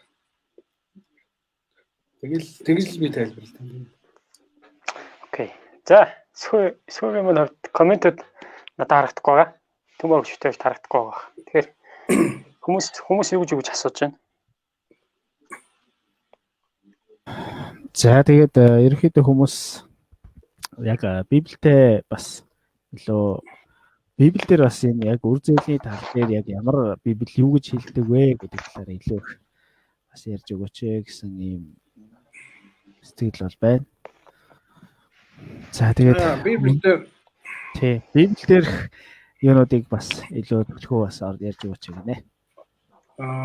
Дуулал 37-21 миний хамгийн дуртай Библийн ишлэлтэй. Би бол энийг баг олон Библийн ишлэл байгаа. Гэхдээ энэ дотроос би энэ ишлэл маш их дуртай. Миний одоо амьдралын мөрдлөг болсон. Тэрнээр юм тэгэхээр хорм хүн зээлээ төлдөг л гэж хэлж байгаа. Тэгэхээр та хүнээс зээлж байгаа нь хорм уу явдал биш. Гэхдээ харин та зээлээ өгөхгүй байдаг. Та хорон муу хүн болно. Та өөрөө хүний мөнгийг авчаад хулгай хийснээр ялгаагүй шүү дээ. Хуурч авснаар ялгаагүй болж. Тэгэхээр хорон муу хүн болохгүй бол та амлсан ёсоор зээлээ өгнө. Хэцүү байсан ч гэсэн. Харин үнэхээр амжихгүй бол та түрүү хэлсэн баг сөгдөөч болтгоогоод цаг хугацаа өгөөч би заавал төлнө гэж хэл. Тэгэхээр энэ библийн ишлээс бол зээлх нь хорон муу явдал гэж хэлэв. Тийм үү? Юу гэсэн үг? Зээлээ өгөхгүй байх нь хорон муу явдал юм аа л гэж хэлж байна. Тэгээ Есүс Матай 5:42 дээр хэлсэн. Гуйсан хүнд өг чамаас зээлхийг хүссэн хүнээс бүү зайлсхий гэж хэлж байна. Тэгэхээр эзэн Есүс ч гэсэн өөрөө хэлж байна шүү дээ. Зээлхийг хүсэж байгаа хүнд өг гэж хэлж байна. Чадал чинь хурж ивэл. Тийм ээ. Энэ бол мэдээ чадaltaй зээлж чадах боломжтой хүн л хэлж штэ. Тийм ээ. Бас нэг талаараа. Тэр хүн тодорхой хэмжээнд за би нэг хүнд 10 саяг зээлж чадахгүй ч гэсэн өөр хүнд би 500 мянга зээлж болно штэ. Чадна штэ. Тэ? Тэгэхээр өөрөө чинь чадах хүрж байгаа хэмжээнд хүмүүс зээл гуйж явал тусалж хаал гэж хэлж байгаа. Зээл бол тусламж штэ. Би бол тусламж гэж хэлж авдаг итгэдэг. Тэгэд бусдын тусламжийг авж байгаа хүн харин тийм ээ одоо итгэл өвдөж өгөхгүй байж байх ёсгүй. Нэр би нэг цуглааныхаа нэг залууд мөнгө зээлээд өнөөх чинь нэг талын нөгөөд өгж өгдөггүй. Тэгээ би нэг уулсан. Тэгээс ганц би залуу байсан. Өчөө яач вэ гэсэн чинь нөгөө чинь юм сүртэй юм. Загнах нэ намайг. Тэг. Жиүн сүртэй би өгнө штэ гэдэг. Тэр би тэгээ хэлсэн. Чи ганц би юм те. Чам мөнгө хэрэгтэй юу гэсэн. Хэрэгтэй. Тэр үед манайх баг хүмүүс гараагүй байсан. Тэгэхэд манай 2 хүүхэдтэй байсан. Тэгээ би хэлсэн. Чи бол ганц би юм. Би бол 2 хүүхэдтэй. 3 өөрийгөө оруулаад 4 хамбалт хийж идэг. Чам мөнгө хэрэгтэй байдаг ч надад мөнгө 4 дахин хэрэгтэй. Тийм учраас чи надаас зээлсэн. Чи надад өгнө гэж хэлсэн. Чи хугацаанд өгөөгүй. Би чамаас хугацаа болсон учраас нэг чинь. Тэр мөнгө их багтаа болно биш. Тэгээд тэр залуу тэгээд өөгөлдөө тэгэхдээ би юу шийдсэн гэхээр тэр залуу дахиж өгөхгүй. Энэ нь бол зүгээр итгэл эвдэж जैन тусламж. Тэ тусламжийг тэр хүн буруугаар ашиглаж байна. Хорон муу явдал хийж штэ тэр хүн. Хорон муу үйл хийж штэ. Тэгэхээр чамд тусламжийн гараа цунгаад хэрэгтэй үед чинь чамд туслаад тий хүү мөнгөгүйгээр чамд хэцүү үед чинь туссан хүмүүс дараа нь ингэж одоо тий юу сүртэй мөртэй ингэж ярьж та дургуусах битийвэл уг нь бол ичээд бараг уйлаад яста уучлаарай хаа тий би тань заавал өгнө би яста насан турштай байна тий хизээ нэг цагт би ажил төрөлтэй болно би одоо сургууль соёлоо төгсөн тэр үедээ би таны ач тусыг мартахгүй гэдэг ч юм. Хүн ингэж ярих хэрэгтэй байхгүй. Өгч чадахгүй байлаа гэдэг. Тэгэд манайхан нэг тим тэнэгчтэй тийм хүнээс зээлч албатай юм шиг дараа нь нэхлээр юм сүртэй өглөө юу хэдхэн дөрөвний төлөө байл. Тийм биш ээ, тийм биш. Энэ 100 байна уу, 1000 байна уу, сая төгрөг байна уу, 100 сая байна уу? Ерөөсөө тооны мөнгө хамаагүй. Чам тусалсан хүн гэж л ойлгох хэрэгтэй зээлж байгаа юм. Окей, тийм байна тий. Гол нь нөгөө харилцааны нөгөө хүмүүс мөнгнөөс болж хоорондоо харилцаа холбоо тасрахгүй байх яг тэр харилцааны л асуудал байна тий. Тэгэхээр тийм учраас нөгөө сүмд бас хүмүүсийг нэг нэндээ зээл гэж урамшуулж болдгоо шалтгаан юм. Харин тий. Ийм эмзэг байхгүй юм чинь. Тэрийг чинь ойлгох хүн байна, ойлгохгүй ч хүн байна. Тийм болохоор цуглаан дээр бол мэдээж бурханд өргөх тухай заана. Нөгөөх нь бусдаа туслах байгаа бол зээлхгүйгээр туслаа гэж хэлнэ. Сая миний ярьдаг бол нөгөө надаас авсан хүн маань өөрөө зээлэгч гэсэн баг. Гэдэг нь би танд буцааж өгнө гэсэн. Зээлж байгаа би юу гэсэн үг вэ? Би чамд энэ мөнгөөр тусламаар гэхдээ энэ мөнгө надад бас өөртөө надад илүү хэрэгтэй байна. Тийм учраас би энэ мөнгөө чамд бүрэн өгч чадахгүй би уцааж авах хэрэгтэй л гэсэн. Ийм л утгатай авахгүй юу? Уг нь бол санаа. За үгүй тийм байна. Тийм байна. Нэг хүмүүс энэ их гоё асуулт ороод ирж байна. Өөр төлбөрөөс яаж гаргах вэ гэж байна. За яг зөв. Тий. Ааха. За би ч Яг зөв би яг энэ дээр би нэг яг миний угаасаа дараагийн асуух гэсэн асуулттай ижилхэн асуулт байна. Тэгээ шууд давхар яг энэ асуулттай ижилхэн учраас асууж гэж бодчих тий. Итгэгч хүн өрөнд орвол яах вэ? Өрөнд гэдэг чи одоо зээлдсэн бол яг бол гэсэн үг шүү дээ тийм үү? Нэн тэргүүн зээл. Тий, зээлдсэн бол маш их хэмжээний мөнгө зээлдсэн бол одоо энэ нөхцөл байдлаас яаж гарах вэ гэдэг асуулт байна. За энэ их ойлгомжтой асуулт шүү дээ. Зээлсэн бол төлнө. Тэр бол ойлгомжтой.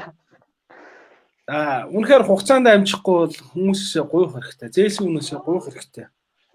Хугацаа өгөөч гэж. Ягаад гэвэл нөгөө хүн чинь бүр ор тас танаас авахгүй гэж яхаа оронд бас нэг авмаар байгаа учраас таныг ойлгоод ихэнх хүмүүс ихэнх тохиолдолд хойшлуулахыг бол зөвшөөрдөг шүү. Ихэнх тохиолдолд. Гэхдээ амар их мөнгөнд дүнд бол би мэдэхгүй юм зүгээр. Би өөрөө тийм байдал орж байгаа. Зүгээр уг нь бол би ч бас алин малингийн зээл авч исэн учраас нөгөө банкны зээл бол амархан шүү дээ. Нөгөө хуваарийнхаа дагуу л явна тий. Тэгэл зээл авахтаа анханасаа би төлж чадахгүй гэж тооцоосон байгаа шүү дээ. Тэгэхээр өр төлөхний тулд хамгийн түрүүнд та өөрийнхөө орлогын их үүсвэрийг нэмэгдүүлэх хэрэгтэй гэсэн. Тийм ээ. Та ганцхан орлоготой бол тэрийг 2 3 нөгөө манай эдийн засгийн хэлдэг. Орлогын их үүсвэрийг солонгоруул гэж ярьдаг шүү дээ. Солонгоруул өөр арга байхгүй.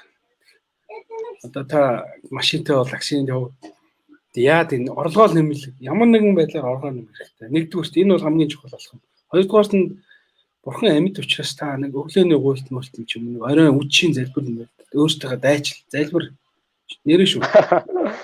Тийм. Бурхан амьд учраас эзний ус хангалтыг хангамжийг тусамжийг гуй. Эзэн нарт ойл өгнө гэсэн учраас тогш гэсэн учраас унт чивтж байгаа оронд өглөө эртхэн босоо сүм дээр очиод залбир.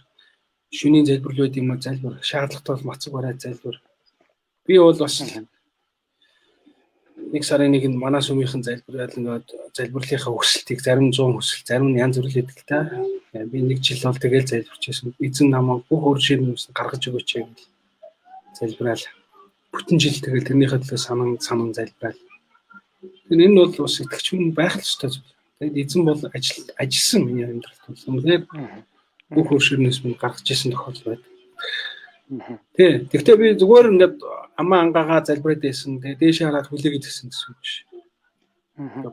Хийж болох бүх ажлыг л юм. Гажил болохгүй. Орлого яаж олмоор байна тэр орлогыг олохын төлөө явуулсан.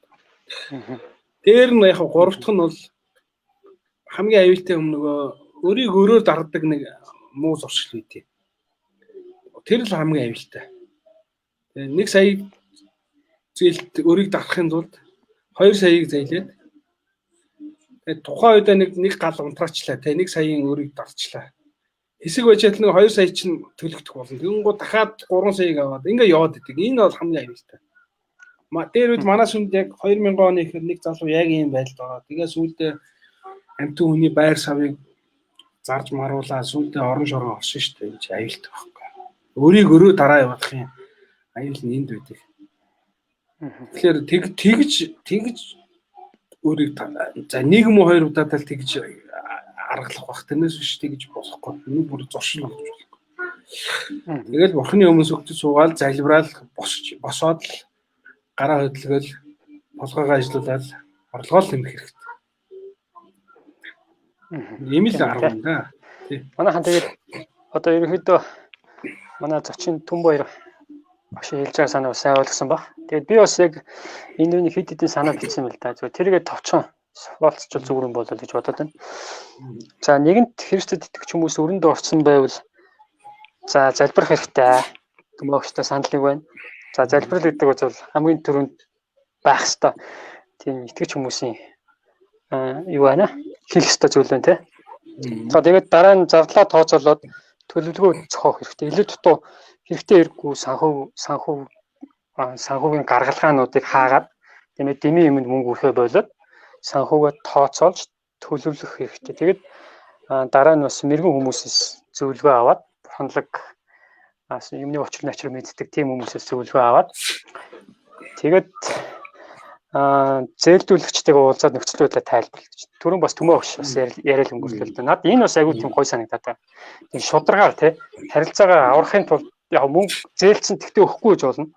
Өгөхгүй гэж болно гэхээс өгөхгүй байх нөхцөл байдалд орсон. Тэр яагаад ингэж орсон бэ гэдгийг нөгөө зээлдүүлэгч хүнтэйгээ уулзаад тайлбарлаад тэгээд болж игэл зээлийн хүүгээ бууруулах арга зам байна уу гэдэг одоо гойх нэг иймэрхүү арга зам бас байна. За тэгээд гэх мэтчлийн иймэрхүү зүйл байна. Тэгээ манай хэрэгсдэд итгэгч нар бас хамт өснөр үр зээлэнд орсон бол битээ санаа зовраа бурхан хангадаг гэдгийг бас бид нэр байнга итгэж үнэмсэж найдаж явах хэрэгтэй хаа гэж бодож байна. За тэгээд яг нэг ийм асуулт байна л да. За яг асуултуудыг ер нь хоцрохгүйгээр асууд явчих. Дараа нь нөгөө хүмүүс гомдож магадгүй шүү дээ. Тэгэхээр энэ дээр бас нэг ийм асуулт ирсэн байгаа. Үр зээлтэй байханд бурхантай харилцаанд хэр нөлөөлөх вэ? За өөрт та нэг тийм туршлага байсан уу? Байсан бол яаж давж туулж байсан бэ гэж. Одоо нэг тийм За надад бол нэг тийм дааш тавагдчихгүй ч юм амар тийм хэцүү дарамттай зээл байгаа бүлтэй өмнө хэлээд. Тэгэхээр надад нэг бурхны одоо харилцаанд нөлөөлөх хэмжээний тийм зээл байгаа учраас би энэ дээр бол одоо шууд хэлэндээ тийм байгаагүй. Гэтэ мэдээж тодорхой хэмжээнд нэг цалингийн зээл ч юм уу тиймэрхүү зээлүүд байсан. За тийм болохоор нөгөө би ч бас ганцаараа ажиллахгүй ихтэй маань бас ажилтны орлого болно тийм биз дээ. Тэгэхээр бас ялангуяа хүүхэд төрж исэн ялах үед эхнэр ажиллахгүй жоохон ачаалттай л байсан тийм үе байсан л да. Тэгээд одоо миний ойлгосноор бол зөв хэллээ шүү дээ. Өрхийн орлого солонгорвол ямар л орлого олж болохоор байна. Тэгээд одоо хулгай зэлгийг гэмтэргээс бусад замаар хөдөлмөрлөх замаар Библи бол баяжих тухай ганц л үг хэлдэг шүү дээ. Хөдөлмөрлөгч хэлдэг. Тэгээд яаж баяжих вэ гэдэг дээр бол Библи хариулахтай ганц л үг хэлдэг. Хөдөлмөрлөгч хэлдэг. Тэгээд хөдөлмөрлөх хэрэгтэй. Тэгээд өөр одоо арга байхгүй. Тэгээд одоо зарим талаараа үнэхээр амар хүнд дарамттай зээл байгаа бол харин тэгэл танд бурхан руу ойртох нэг шалтгаан байна шүү дээ. Үнэхээр хэцүү байгаа бол одоо юу хүмүүс хэлдэг мацаг барай зээл байл гэж хэлдэг. Мацганд нь ээжид байхгүй. Гэхдээ мацагийн утга нь миний одоо танаас гуйж байгаа зээл хойшуулшгүй юм аа. Шийдвэрлэхээс өөр аргагүй юм аа. Та бошоохон хариулаач гэсэн утгатай шүү дээ. Тийм л одоо зориулал, тийм л чин сэтгэл энэ залбирал чи шингэх хэрэгтэй. Тэгж юмэл та одоо бурхны тусламжийг л бас дандаа одоо өөр. Тэгээд би бол хүмүүст нэг баян урал цагтдаг. Та 11-д өмнөж бай. Нэрээ шүү. Би одоо 2002 оноос хойш 11-эл өргөж авч байна. Манай суглаамаас нэг өргөл 11-ийн ууттай байдаг учраас. Тэр цагаас хойш хадгалсан энэ 11-ийн уут байгаа. Ганц бие байхасаа л ихэлсэн. Тэгээд одоо хэдэн жил болчих 2002 оноос хойш 18 жил. Тэгээ би нэг л юм ойлгосон та үнэхээр бурхан хангадаг ирээдэг. Гэхдээ энэ бол заавал мөнгөөр илэрхийлэгдэхгүй шүү дээ. Үр хөөхөд хань ажил төрөл амжилт явуулт гэл те авиас бэлгээл маш олон юмар бурханы хангалт харагдаж байгаа. Нөгөө талд 11 биднэрт нэг юмыг ойлгосон. Би бол тэгж ойлгосон. Бидний илүү тансаглаас авардсан байна л гэж ойлгосон. Өтгөч бос хүмүүс, бурхангүй хүмүүс 100% өөрийнх нь орлогыг 100% гэж үзвэл зээл аваад өөрийнхөө 100-аас хэтэрсэн хэмжээнд хэрэглээд тэгээд яваад идэг байхгүй юу. Тэгээл өрнөөс өрд яваад идэг. Итгэж бид нар чинь 11 өгнөдөг чинь 100% биш 90% дотор амьдрах болчдөг. Тооцоолно гэсэн үг. Илүү тооцоолно гэсэн үг тий. 90% дотор амьдарч байгаа амт чи яаж тансаглах юм бэ? Одоо жишээлбэл за яг 2008 онд би нэг олимпийн тоглолтын үеэр нэг цаг хямдэрсэн багт нэг hodож цаг авч ирсэн. Тэгээд одоо хүртэл тэр цагаа зүүжлээ. Нэг гайгүй чанартай цагийг хямдэрсэн үед нь аваад Тэгээд тэр маань 18 одоо 12 жил хэрэглэж чинь. Тэгэл ямар ч хүн харсан гоё цаг. Гэтэ намайг 12 жил өөр цаг авахгүй байхад л хүргэлээ шүү дээ. Тийм байна. Тийм. Тэгэхээр энэ маань намайг илүү тансаглал хүмүүсийг дуурайх, гоё цаг авах гэдэг тийм юмнаас намайг хамгаалсан гэж би боддог. Яг л ийм. Тэгэхээр бид 90% дотор амьд сурна гэдэг бол үнэхээр бурхны хуулийн зорилго байжээ гэж би одоо ойлгож байгаа. Дээр нь мэдээж бурхны сайн сайхныг харах. Тийм болохоор 11-д үнэнч бай гэж би одоо итгэжтэй уриалмаа. Та нар үнэхээр бурхан чи амьд шүү дээ. Бидний эзэн амьд. Та нар үнэхээр бурхны амьд гэдгийг эзэн яаж өргөдгийг үнэхээр хармаар байвал 11 дээр үнэнч бай. Дансрууч мөнгө орлоо шууд эргэлцэхэнгүй 11 үг. Нэр иш цуглаан руугаа шидчих. Мэдээ анайл гэж. Зуршил болгочих. Тийм ээ те. Тэгэл бурхан яаж ажиллахыг хаа. Ерөнхийдөө төмөгш багшаас би бас олон удаас нэг биш удаач 11-ийн талаар таас нэлээд ярьдаг те. Тэгээд сонсч ирсэн бас санагдаж байна. Тийм байна. 11 бол ер нь чухал. Бас та бүхэндээ уриалаад бас энэ лайв та хамт байгаа хүмүүсийг бас уриалъя те. 11-ийг бүгдээ өргөдөг байцгаа. За тэгээд сая төмөгшийн хэлж байгаа санаан дээр бас нэг чухал хэрэггүй зүйлдээ мөнгө өрөхгүй байх гэдэг нэг тийм санаа яваад байна те.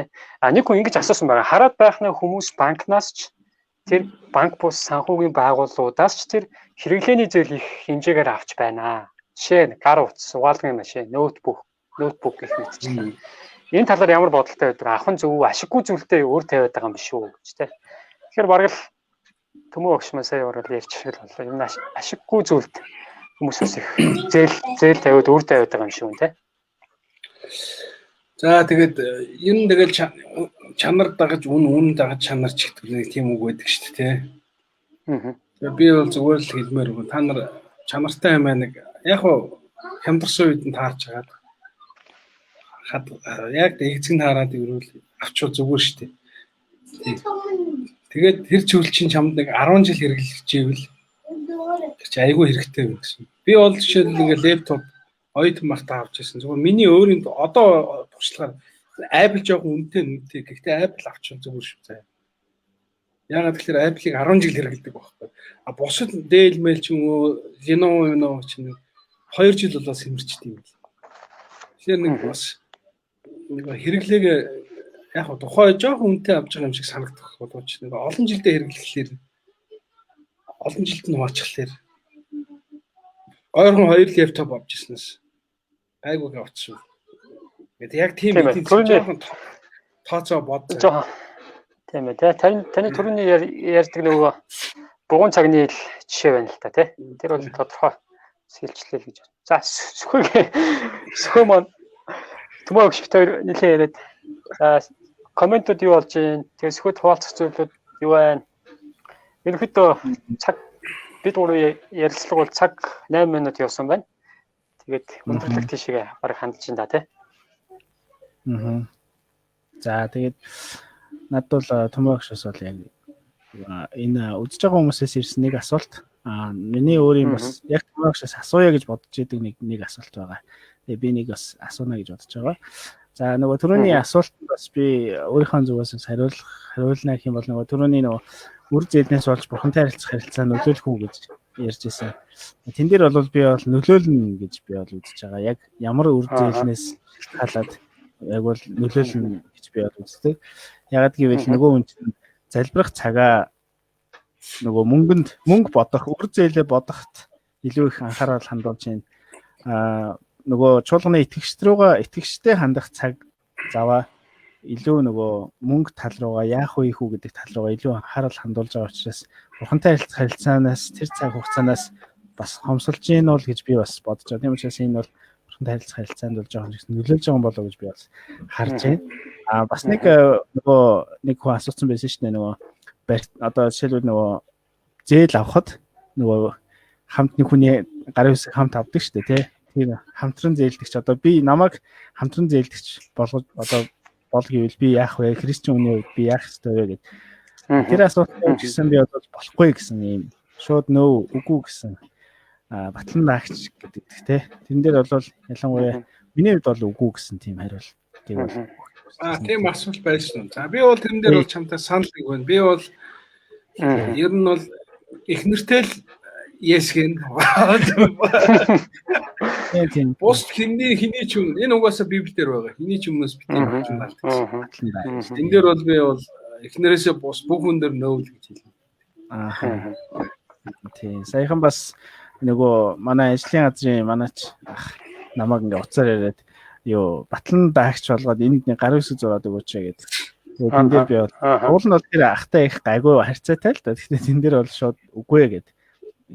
Албасаар хэлээд үгүй гэдгээ хэлсэн байгаа. За тэгээд ер нь бол түмэгчтэйг адилхан тийм ээ эхнэрээсээ босоод энэ дээр бол нөө гэж хэлэх хэрэгтэй гэж. Ямар ч ээж аав ах төрсөн яасын хийсэн хүмүүс ч байсан үгүй гэж явах. Ялангуяа чуулганы пастор хийж байгаа хүн ч юм уу ахлагч болох олон хүмүүсийн юм гарах хүмүүс бол энэ тал дээр маш болгоомжтой хандах хэрэгтэй гэж бодлоо. Бас түмэгчээс асуулттай бас холбоотой л доо. Эхний асуулт нь болохоор хүмүүсээс ингэж асуусан байгаа. Өргөлөө өргөхдөө аль мөнгнөөсөө өгөх вэ? Амар их хүмүүс асуудаг тийм ээ. Магадгүй өнөөдрийн сэдвээр нэг чухал биш ч гэсэн нэг хүн заавал асуудаг гэж гисэн байгаа. Яг аль мөнгнөөс өгöd байгаа юм тий. Татвар авсан мөнгнөөс нь юм уу татвар аваагүй яг цэвэр байгаагаас нь өрөх юм уу гэх тийм асуулт бас явж байсан. Хоёрдугаарт миний өөрийн зүгээс асуух асуулт болохоор өрхийн орлогын дэвтэр ч юм уу өрхийн нөгөө орлого зарлагаа хөтэлдэг тал дээр одоо төмөөгш аягүй сайн хөтэлдэг гэж би бол сонсч байсан. Яг тэгээд энийг хэрхэн хөтэлдэг вэ? Энэ хөтлөх нь христчэн хүний хувьд байх ёстой зүйл үү? Тэг хэрхэн хөтэлдэг вэ?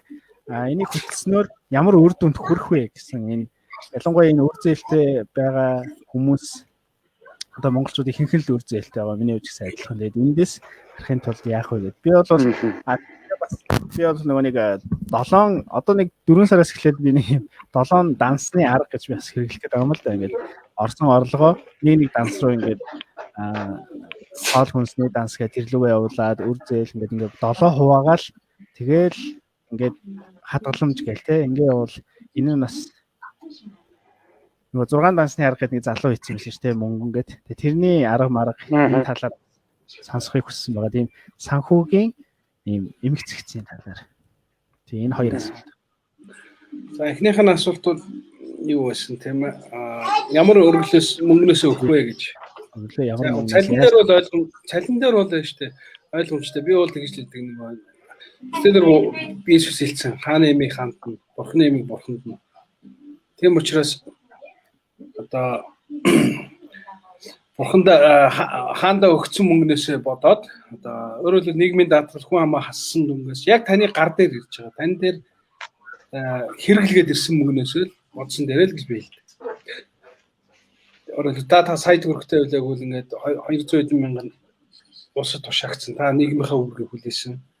Одоо тань дээр яг таны өөрийн мэдэлд ирсэн 800 мянга лээ. За тэрнээс 11-ийг бодоод өгчхөө гэж хэлдэг. Энэ нь илүү бодиттой, илүү практик үед. Хүн яг өөрийнхөө гар дээр ирсэн мөнгөн дээр л хариуцлага өгдөө шүү дээ. Тэдэргүй ингээд улс авахстайгаа авчиж байгаа хот одоо ялтай байлаа нэ. Бас л бурхны хуулийг биелүүлсэн нэ. Өгсдөөг нь өгсөн.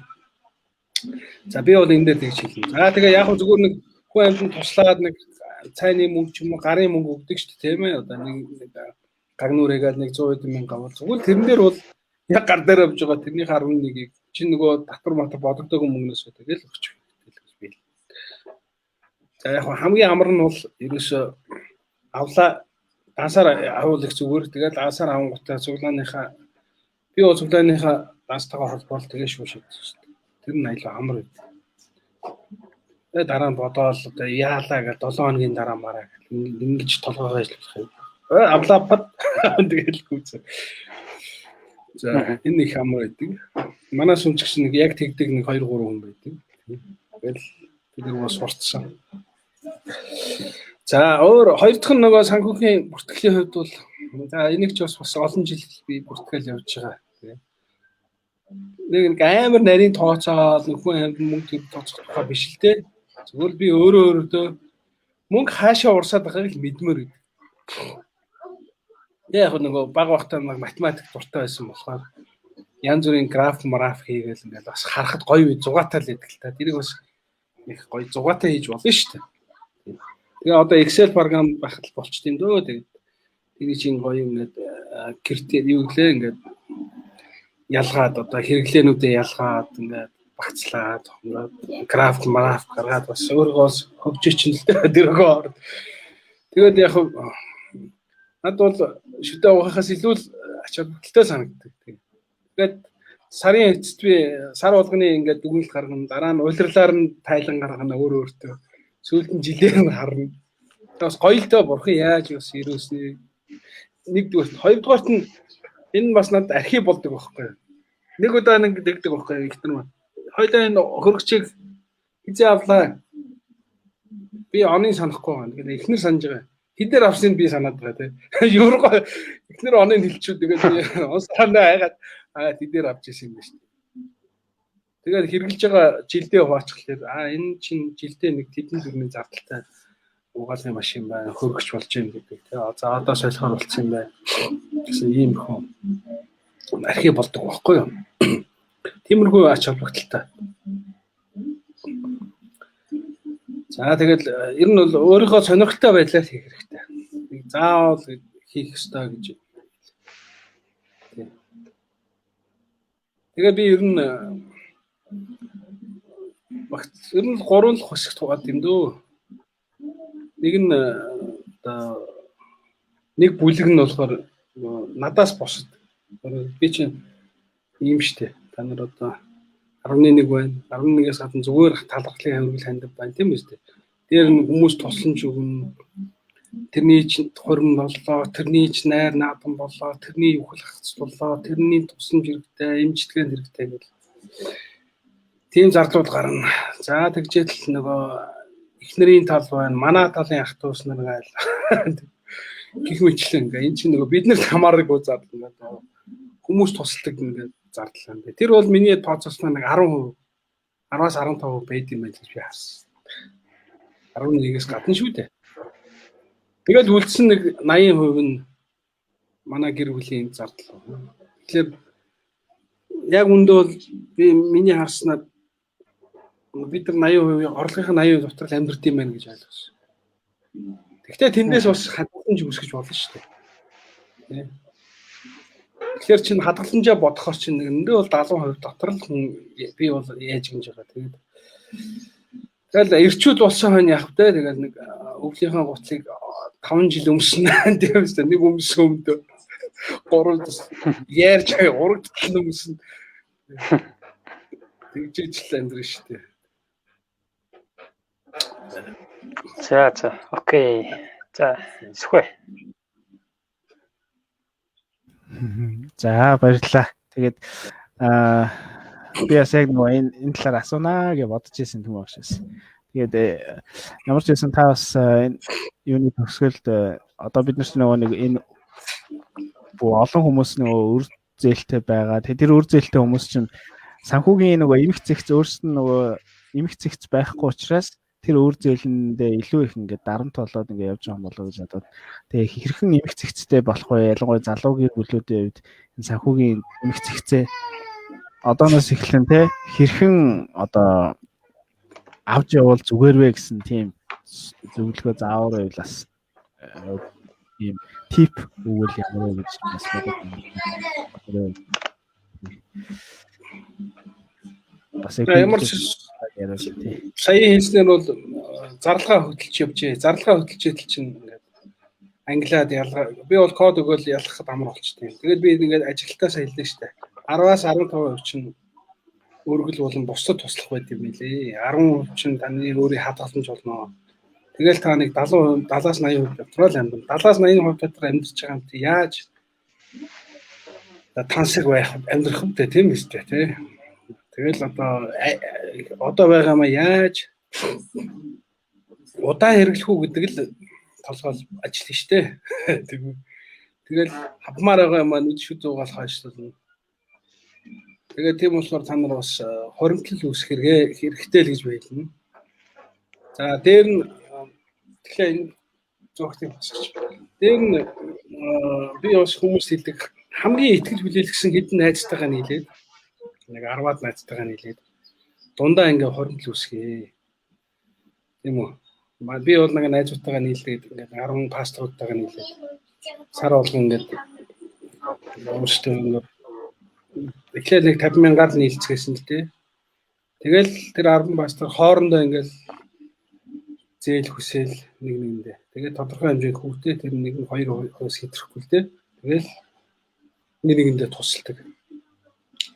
Нэгдлэр эн чинь хүү бишээ хадгаламж бий болчихж байгаа. Хоёрдугаарт та банк руу очихгүй бичиг баримтад боо юм болохгүй. Итгэмжтэй найзуудаасаа яг ойр зүрх мөнгө зээлэх. Тэр данснаа нийтийн данснасаа хэрэглээд буцаагаад өгөх юм боломж гарнаа. Тэгээд тэр хүүн ч гэсэн танд эргээд таны өөрт чинь тэгтэй хадгаламж болж өсч байгаа. Тийм санхүүгийн нэг бүрдлийг өөртөө бий болгоо. Тэгээд нэг нэгэндээ тусал. Энийг ах トゥ нараараа хийж болно. Тийм ээ. Тийм хөшүүрэгтэй болоо нэг. Тэгээ ингэж бас хуримтлалыг үүсгэж болд юм байлээ. Миний туршлага бол тэр байна. Тэгээ бас нэг яг удаа энэ бол олон ном зохиолтой л гардаг. Асал зовлон өц хүмүүсийн зүг баг. Тийм ээ. Зээлээ төлөхөөс өмнө эхлээд өөртөө хадгалаа гэсэн үг байдаг л да. Нүдэ анаад 10-ыг нь цаашаа хийч. 10-ыг нь бурхандаа өгөөд 10-ыг нь нүдэ анаал хадгалчихаа. Тэгээ та өрнөөсөө гартал нэг өөрийгөө нэг тансаглуулад авах хэрэггүй. Тэгээ өрнөөсөө гарсан хоноо одоо яад юм бэ? Тэр авмаарга уцаа амнуу, лэптоп амнуу, машин амнуу одоо таны л хэрэг. Тэгээ яад гэсэн юм. Тэгээд эцэст нь би зүгээр нэг л юм хэлнэ. Бурхан эзэн амьд гэдэгт итгэж яваа. Эзэн амьд учраас түүн цаг гарган зайлдаа. Өглөө залбир. Би бол өглөөний гуйлт хүмүүсийг хуурайлах дуртай. Өглөө зайлдаа. Өглөө эрт тусна. Ажил чинь их хамжин штэ. Би 12 гэхэд нилээ их ажиллаа нугалчдаг. Өглөө залбираа л. 12 цаг гэхэд ажлын маань 50-аас 70% аль хэдийн хийгдээд дуусчихдаг. Тэгэхээр энэ бол ерөөсөө л өглөө бурхан залбир цаг гаргасны л одоо ач тус гэж хэлнэ. Тийм байна та. Тэгээд бурхан бас ерөө залбирч байгаа хүнийг бурхан сонсдог шүү дээ, тий. Сайн залбирцгаа. За. Окей. За хамтдаа бүгдээрээ залбирдаг бурханыг бас хүсэмжилдэг юм хүмүүс байцгаая. За тэгээ манай бурханы үгийг хүсэмжлэх группийн дотор теологийн болон гэж явагдаж байгаа. Бид 7 хоног болон бүтэнсэ өдрийн 22 цагаас одоо шөнийн ярилцлага баг болж байна. Тэгээ 22 цагаас бид ямарваа нэгэн асуудлыг хөндөд бид ярилцдаг байгаа. Тэгээ яг тэр чиглэлээр мэрэгжлийн одоо туршлагатай. За ийм хүмүүсийг одоо зочноор өөрч оролцуулдаг байгаа. За тэгээ энэ удаагийн бас дугаартаа маань бидтэй хамт байсан та бүхэндээ баярлалаа. За урилгаар зочин болж орж ирсэн Төмөө багштай баярлалаа гэж хэлэх гэж байна. За тэгээ тусдын болсон бол тэгэл энэ орой цаг гаргах дээр гадлаа л гэж ойлгоё. Тэгээ та эзэн бурхан та нарыг өрөөх болтугай. Эзэн та нарыг өрнөөс шин гарах болтугай. Та нарын эзэнд итгэмжид өгөгчдөд байх болтугай. Тэгээд өрнөөсөө гараад эргэн тойрныхоо хүмүүс өгдөг хүмүүс болох болтугай гэж сайхан ерөөлийг эзэн Есүс Христийн өрнө дэвшүүлье. Тийм шүү. Амен. За өөрөө энэ цагт бидэнтэй хамт байсан та бүхэнд баярлалаа. Бүгдээрээ сайхан амарцгаарай. За баярлалаа. Таны гурлаа нэг зураг авах.